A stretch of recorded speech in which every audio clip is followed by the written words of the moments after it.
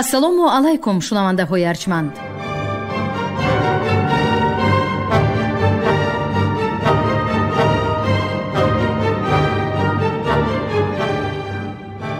ба таваҷҷӯҳи шумо гуфтор аз силсилаи хониши адабӣ. қироати китоби президенти ҷумҳурии Тоҷикистон муҳтарам Эмомалӣ Раҳмон «Тоҷикон дар оинаи таърих аз ориён то сомониён». китоби дуюм, гуфтори 27. برطرف نمودن خطرهای اکولوژی دارای مقیاس گلوبالی امروزه تندروی را نمی پسندد. این پرابلم ها وقتهای نزدیک به مد اول برآمده.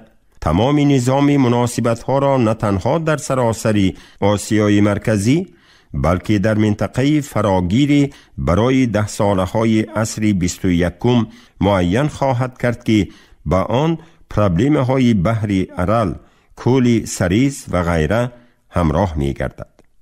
یا خود پرابلم گلوبالی افزایش روزافزون اهالی را در منطقه آسیا و شرق نزدیک گیریم که در 10 ساله های آینده عصر 21 به یکی از مشکلات های گلوبالی سیاره و سراسر آسیا تبدیل خواهد یافت. موافق دلیل های آورده عالم برجسته نفوس شناس دابلر در کتاب 10 جلده تاریخ تمدن و اخلاق، اگر در سال 5000 پیش از میلاد شماره اهالی روی زمین تقریباً 12 میلیون نفر باشد، در سال 1000 پیش از میلاد شماره اهالی قریب 10 برابر افزوده به 100 میلیون نفر می رسد. ولی در انتهای قرن 20 صرف نظر از قربانی های مدهش جنگ های یکم و دوم جهانی، اهالی سیاره ما با سرعت بسا بزرگ افزوده به 6 میلیارد نفر رسید. من برای مقایسه از کشورهای بزرگ سیر اهالی منطقه صرف نظر نموده تنها تاجیکستان خردکک را مثال می آورم.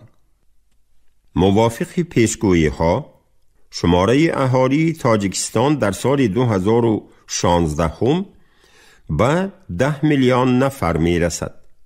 این برای هم مملکت و هم منطقه پرابلم نوبتی گلوبالی می باشد که تقاضا می کند از ظهورات نامتشکل افزایش اهالی به مرحله اداره شونده و تنظیم کنی با شعورانه آن گذریم.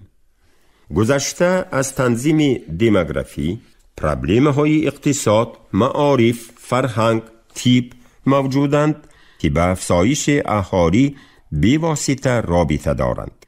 در برابر پرابلم های ذکر شده، مسئله های مناسبت با شرق، جهان اسلام و تمدن اروپایی همچون اساس رشد من بعده جامعه در عصر 21 از جمله پرابلم های مهمترین می باشد که در پیشاروی کشوری صاحب استقلال ما می ایستد.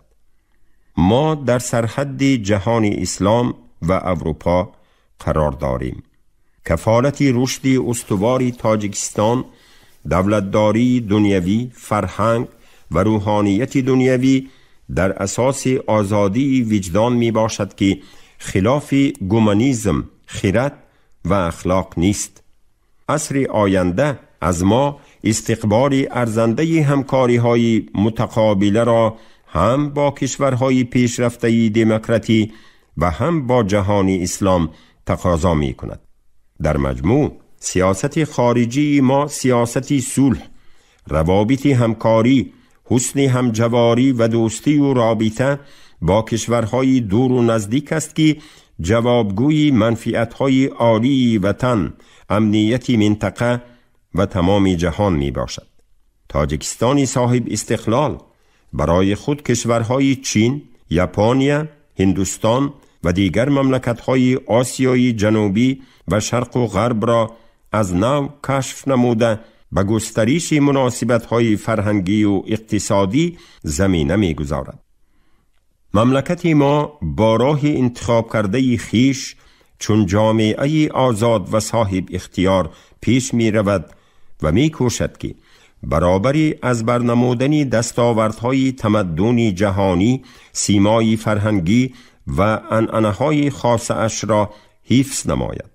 چنانکه ژاپنیا در برابری دستاوردهای بزرگ علمی و اقتصادی عنعنه‌های خاصه خود را نگاه داشته، در جهان متمدن مقام ارزنده‌ای دارد. تاجیکستان در پیشاروی خود راهی دراز و پرمشقت و پرابلم‌های حل طلب زیادی دارد. در آستانه به عرصه تاریخ قدم نهادن 1000 ساله سیوم، ما برد و باخت و دستاوردهای خرد و بزرگ خیش را یک بار دیگر مقایسه و تحلیل نموده با دورنمای مکمل بنیادی جامعه نوین به سوی عصر آینده رهسپار می گردیم و ایمان و اعتماد کامل داریم که عصر آینده برای خلق مهنت دوست و باخردی تاجیک عصر دستاوردهای بزرگی اقتصادی و اجتماعی، عصر کامیابی‌های بی‌نظیری علم و فرهنگ خواهد شد. در عرفیت میگویند که اگر بخواهی آینده را ببینی به گذشته نظر نما.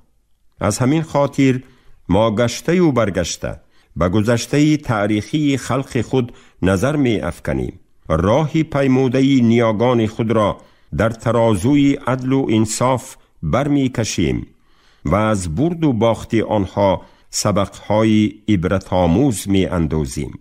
به شاهراه عصر 21 با پند و اندرز و دعای خیر گذشته ها رهسپار می گردیم و می دانیم که در این راه دشواری تحکیم استقلالیت ملی و مرحله دامنداری سازندگی و بنیادکاری ها پرچم صلح و وحدت رهنمای و هدایتگری ما به سوی آینده نیک و زندگی آسایشته است.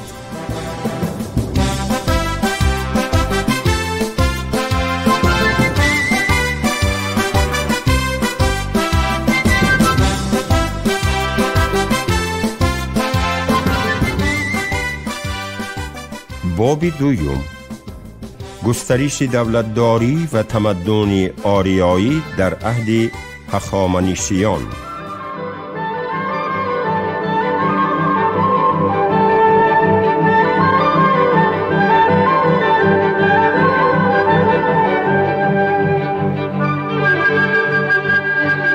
شهر دوشنبه سیمای ادانه داشت و مهمانان زیادی را از همه گوشه و کنارهای تاجیکستان و کشورهای دور و نزدیک عالم استقبال می گرفت.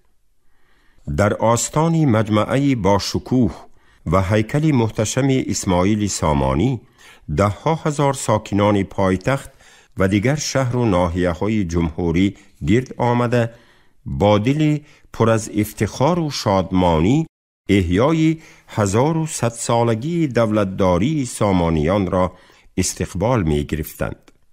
در چشم حاضران نوری امید و باوری، در لبها خنده و در چهره‌های گرم آنها احساس شادمانی هویدا بود.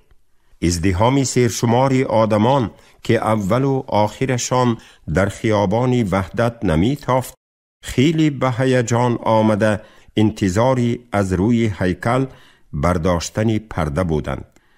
بعد زحمت و رنج‌های شبانه روزی کارگران و ساختمانچیان، معماران و وصلگران، هیکل تراشان و پردازدهندگان بنیاد این مجمعه بی امثال تاریخی جامعه عمل پوشیده، مراسم کشادن آن به روز فرخنده 8 سالگی استقلالیت مملکت راست آمده بود.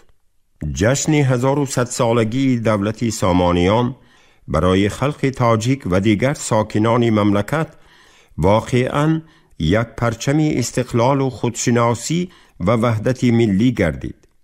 این پرچم با غایه‌های متحد سازنده و احیاگرش جراحت‌های جنگ شهروندی را شفا بخشید، کینه و عداوت را از دلها بیرون کرد، کشوری جنگ زده و مردمی به گرداب نزاع‌ها گرفتار شده را از ورطه نابود شوی نجات داد و کلی ساکنان تاجیکستان را به وحدت و یکدلی رساند.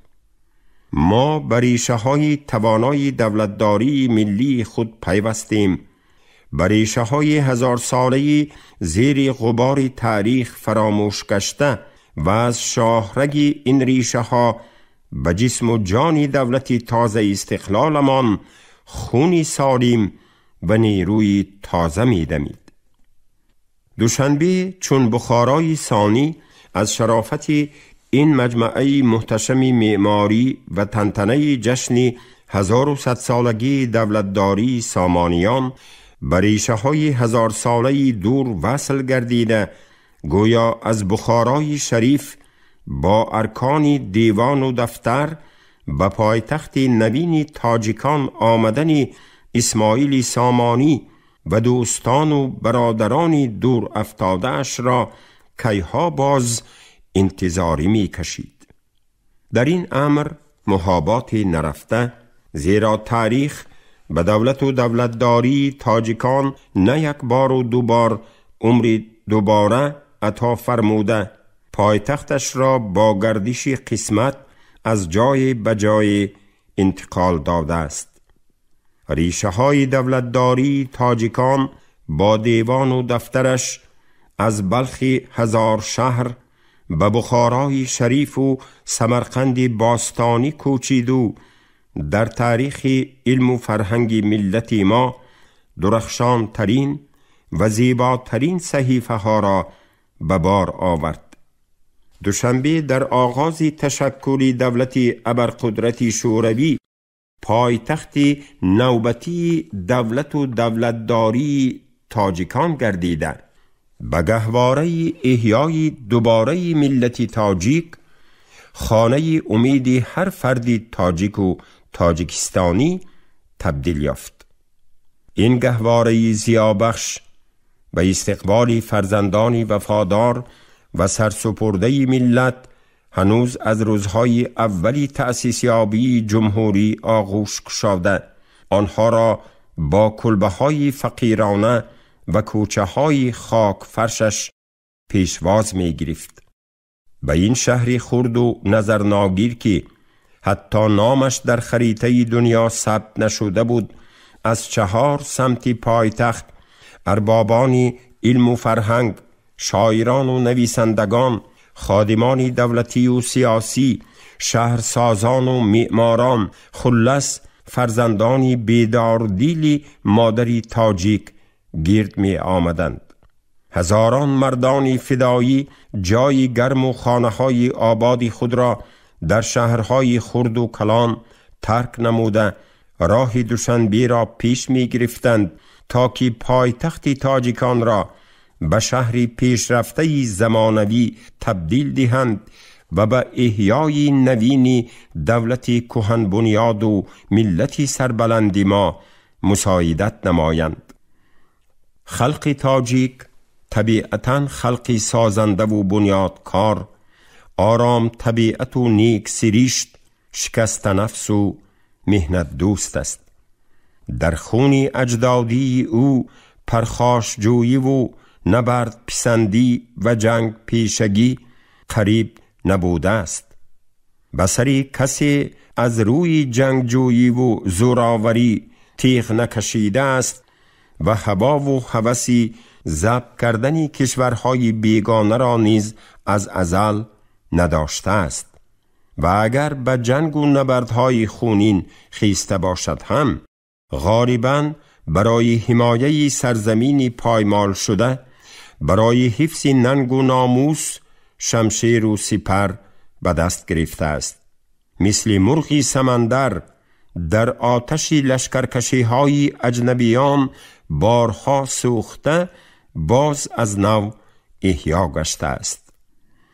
در طبیعت هر کسی در دل خرسنگی بزرگ رویدن ارچه را دیده باشد، بیشک زندگی پرمشقت و تقدیر تاریخی خلق تاجیک را تصور کرده می تواند.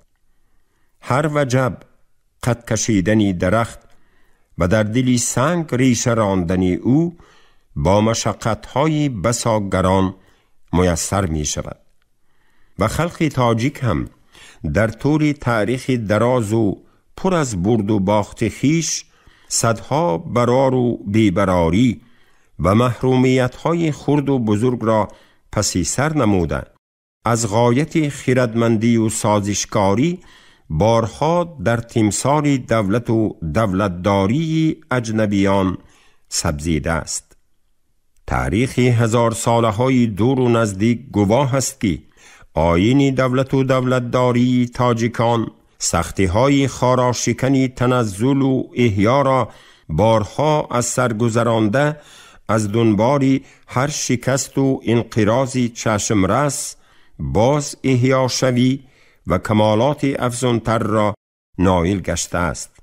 این رسالت تاریخی را که در روند دولتداری جهان نظیر ندارد میتوان فرهنگ دولتداری تاجیکان نامید. خارقه دولتداری تاجیکان بعضاً به معجزه شباهت داشته، احیاها یا از خاکستری نیستی سبزیده به کمال رسیدن، عمری با برکت دیده از حوادث تاریخ شکستن و باز احیا شدن را بارها پسی سر کرده است. این فرهنگ دولتداری به یگان خلقیت و ملت دیگری دنیا خاص نیست. امپریای مصر قدیم با شکوه و آوازه عالمگیری فرعونهایش بعد استیلای اسکندر مقدونی و کشورکشایان پسین از میان رفت. دولت ابرقدرت بابل با باغ معلق آوازدار و مناره آسمانگیرش بینام و نشان گشت و دیگر باره نسبزید. فرهنگ دولتداری تاجیکان در قلمروی بلخ و باختر و سغد قدیم پدید آمده، از روی نظام اداره کنی، دستگاه مأموری و نظارت، عنعنه‌های خاص کشورداری، صنعت خاصه شهرسازی، بنیاد استحکام‌های حربی، حفظ مرز و بوم کشور، رواج تجارت و معاملات و دیگر عامل‌های مهم دولتداری از امپریای هخامنشیی مقدم تر بوده.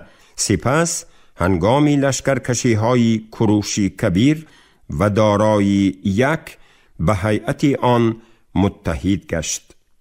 بعضی عالمان و مورخان از چی باشد عمر دولتداری تاجیکان را از دوره سامانیان آغاز نموده، چندین سلسله مقدمی دولتداری نیاگان ما را از مد نظر دور می افکنند.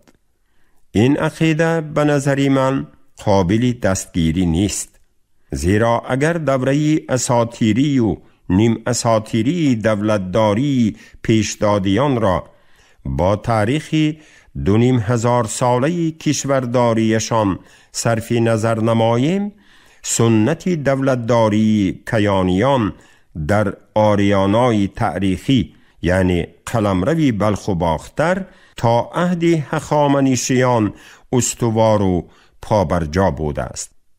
محض در عهد کیانیان آیین یکتاپرستی با هدایت زردشت ظهور کرد. در سرزمین باختر و سوخت بزرگترین آتشکده های دینی پدید آمدند که در آنها نسخه های کتاب مقدس اوستا، نخستین قاموسنامه فرهنگی نیاگان ما، نگهبانی می شد.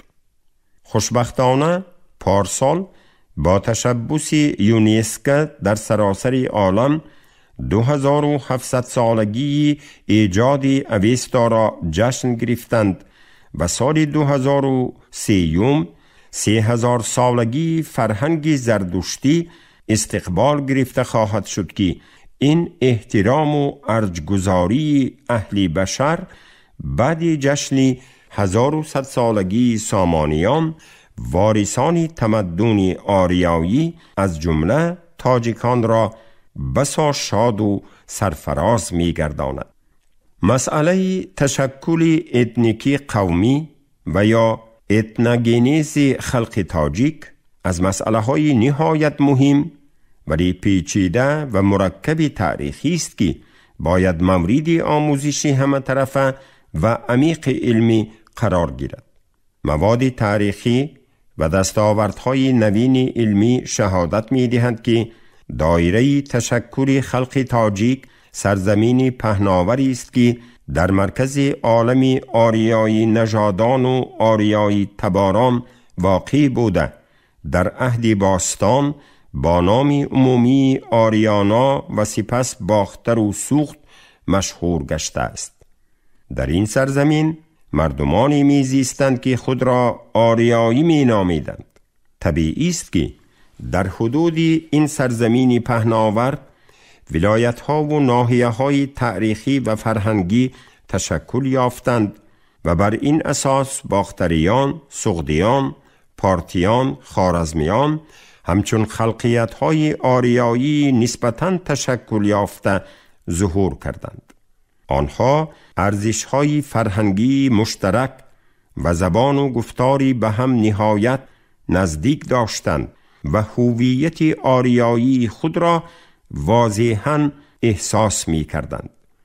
به عباره دیگر، با وجود تفاوت و خصوصیت‌های جزئی منطقوی و اتنیکی فرهنگی، جهت‌های عمده خودشناسی آریایی استوار و ثابت بود. در عصرهای من بعده مرز آریانا بیشتر با نام‌های ورارود و خراسان ذکر می‌شد و قبیله‌های بادیه نشین آریایی، خیانیان، کوشانیان، کداریان، تخاریان، هیتاریان و دیگران که به سلسله آریایی های تورانی منسوبند در روندی اتنوگنیز تاجیکان فعالانه شرکت نمودند. شرکت آنان این روند را عمیق‌تر و رنگین‌تر نموده، ضمن فرهنگ و آیین مشترک زردشتی و عنصرهای آریایی بنیادی اتنوگنیز خلق تاجیک را تشکیل دادند و خودشناسی آریایی تا انتشار اسلام ثابت و پابرجا بوده است. چنان که در کتاب نخستین از آریان تا سامانیان ذکر شده است، پادشاهان سلاله کیانی اساساً در قلمرو باختر و بلخ مقام داشته آن را آریان و آریان شهر نیز نام می بردند. سلاله کیانیان سنت‌های خاصه دولتداری و اداره‌کنی مملکت را بنیاد گذاشتند که این سنت‌های کیانی چون فرهنگ و آیین زردشتی دیرتر به قلمرو پارس راه گشاده در تشکل امپریای ابرقدرتی هخامنشی نقش مهم گذاشت. باختر و سغدی قدیم در هیئت دولت هخامنشی والی جداگانه باشند هم سرپرستی همه مضافات‌های شرقی این امپریه را بر دوش داشتند و نفوذ و اعتباری اشرافان باختری و سغدی علل خصوص جنگاوران سواره آن خیلی زیاد بود. باختر و سوخت یک ضربانی در نبض سیاست دولت هخامنشیان به شمار می رفت.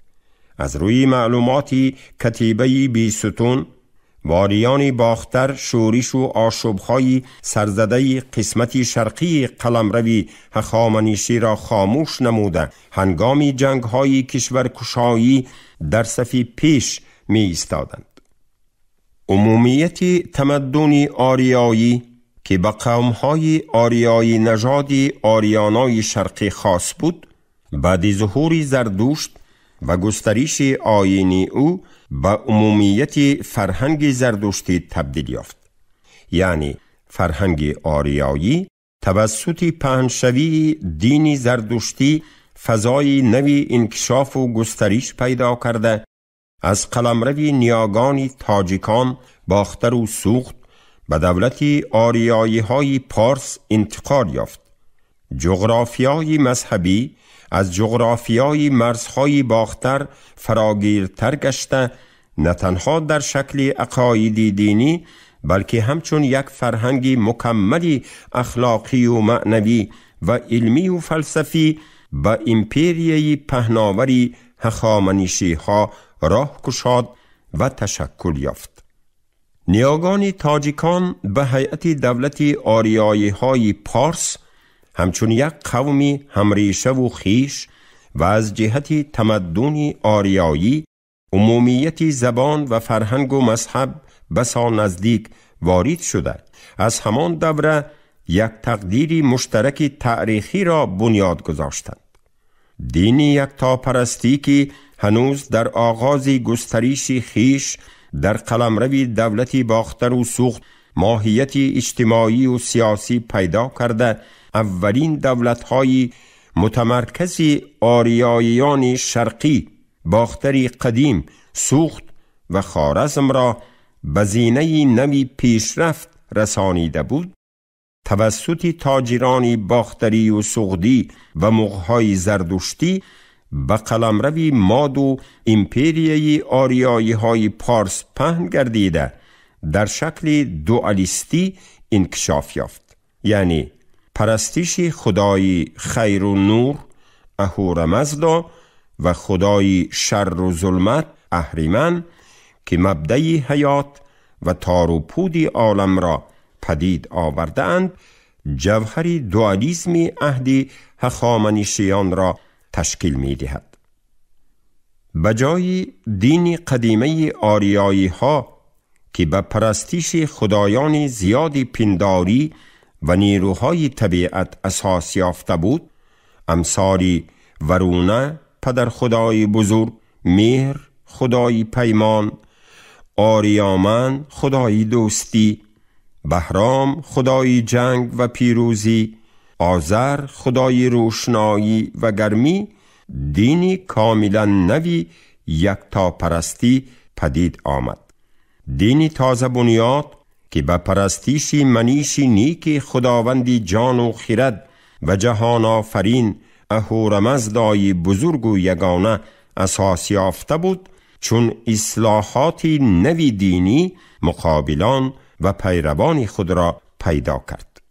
تجربه تاریخی انسانیت گواهی می دهد که کلی پیامبران شخصیت‌های توانا و ناتکراری بودند که چون ستاره فروزانی در آسمان معنویات و اعتقاد بشر پرتوفشانی کردند. آنها تحریک دهندگان عقل بشر، سازمان دهندگان عقاید و اعتقاد تازه، پیشوایان خلقیت و ملت‌های گوناگون بودند که چون اصلاحاتگران بزرگی زمان خیش عمل کرده، دین و اعتقادی آفریده اشان را برای پیشرفت جامعه و انکشاف تمدن موافق ساختند. زردشت در میان پیروان خدایان پنداری و قوم پراکنده آریایی های باختر و سوخت پدید آمده، میخواست که توسط ستایش و پرستش پروردگار یگانه و نکوهش نیک و بد این قوم و قبیله ها را در اطراف یک دینی توانا و فراگیر متحد سازد. نبردهای نخستین شاهان و پیشوایان آریایی گشتاسپ و ارجاسپ که ذکرشان در سرچشمه های پهلوی و شاهنامه فردوسی رفته است، از پشتیبانی و مخالفت آریایی های شرقی در اطراف اصلاحاتگرایی دینی جدید نوخیز و مقاومت دینی سابقه سرچشمه می گرفت.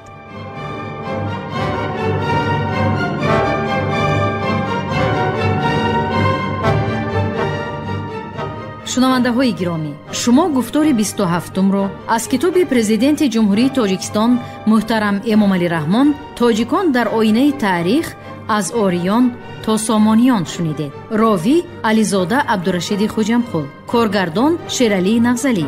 پایان گفتار از سلسله خوانش ادبی. شاد باشید.